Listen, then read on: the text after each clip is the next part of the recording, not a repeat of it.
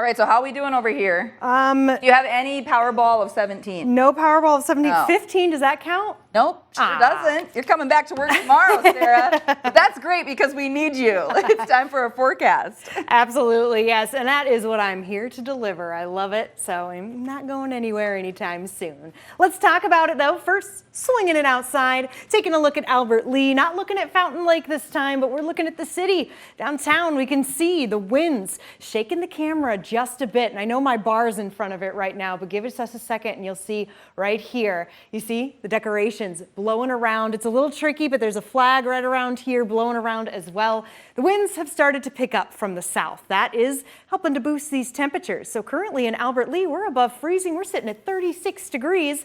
Lake City is still at 39. Rochester still lagging behind by a smidge at 33. That's still above freezing though, so I'm not complaining.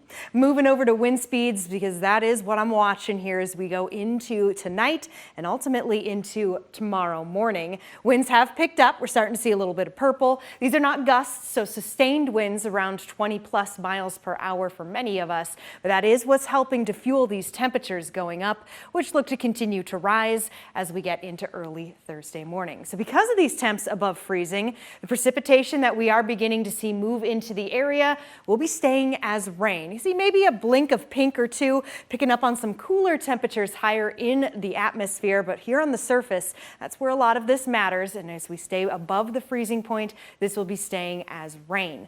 Now, that being said, this is not the end of it. This is the very beginnings of it. As I zoom things out and we take a peek at the entirety of this Clipper system, bringing many of us some rainfall, some heavy rain there in South Dakota as well. That is coming our way, especially as we get into the overnight early Thursday morning. The problem is we still also have the back end of this low to go through. It has a cold front associated. That's going to be moving on through, cooling things down, and therefore the rain to snow. Let's watch it here on Futurecast.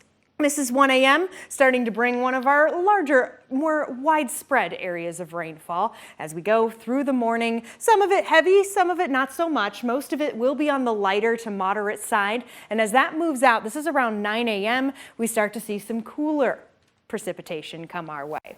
Now, it will take some time, but this is the late morning now. Most of us already past the morning commute. We start to see that mix more into snowfall as the winds have changed direction and the cold front has passed or is in the process of passing. This is around 2 p.m. continuing into the evening. So this is something we'll be watching all the way to the evening commute.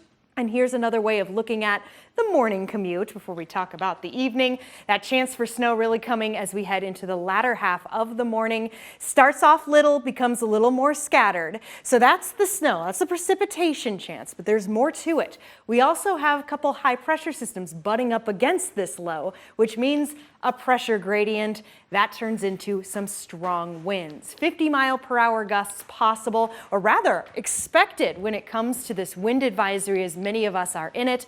So keep that in mind. Keep in mind the temperatures dropping throughout the day. Cami, by the time we get to sundown, these temperatures near 40, they're going to be back into the single digits, which means a cold start to Friday.